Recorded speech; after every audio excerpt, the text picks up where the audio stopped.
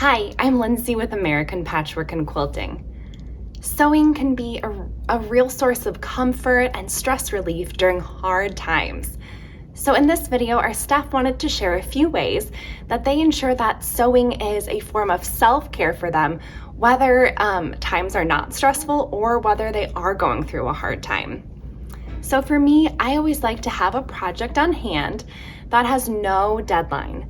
So I operate under deadlines all the time with my job, with things like quilt-alongs or block of the months, and even with things like holiday sewing or gift giving.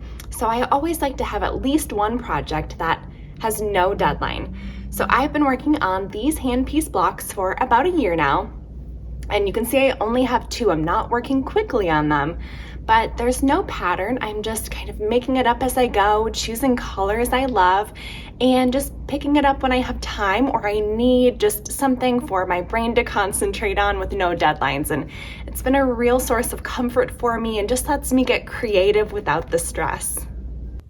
Hi, I'm Beth with American Patchwork and Quilting, and I love watching reality TV. So I started sewing while I'm watching. It's great because I've been getting so much more done. I don't have to pay that close of attention to those shows, and I feel productive so I don't feel guilty about the time I'm spending. So I'm kind of combining two of my hobbies at once, and it's been really fun. Hi, I'm Doris, editor of Quilt Sampler magazine. Today I want to share with you my favorite method for practicing self-care. I've been a fan of handwork since I was a child. My mom taught me to cross-stitch and to hand quilt, and I always loved having something to keep my hands busy.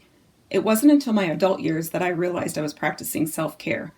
Research shows that doing some form of handwork, whether it's cross-stitch, knitting, embroidery, English paper piecing, or EPP, it calms the mind and reduces stress. I try to do a little handwork towards the end of each day to relax and quiet my mind. My most recent project is the needle turn applique on this hand-pieced quilt. If you can't do each day, try doing handwork once or twice a week. It's a great way to practice self-care. Hi, I'm Allison. I'm sure everyone can relate when I say sometimes it's hard to find the motivation to sew. So one of my favorite ways to want to keep sewing more is to listen to music.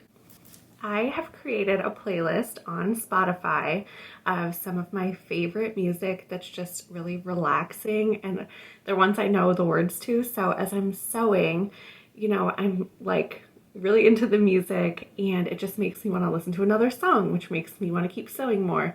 And it's just a really relaxing, enjoyable way to want to keep sewing.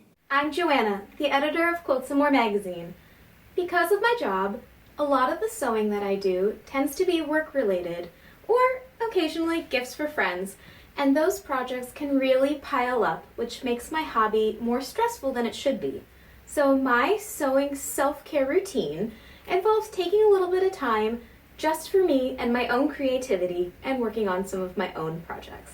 For me, an important part of sewing for myself as a form of self-care is clearing away the clutter of all the other projects I could be working on that are not for myself. That usually involves splurging on a bit of fabric, so these really gorgeous hand-dyed fabrics are from Cherrywood Fabrics, and they were a bit of a splurge, but I loved the colors, and I plan to use them in this pillow that is in the fall issue of Quilts and More called Glowing Embers by Lindsay Connor. I love small projects for myself because I can finish them quickly and feel like I've accomplished something just for me before I move back to sewing for other people and for work deadlines.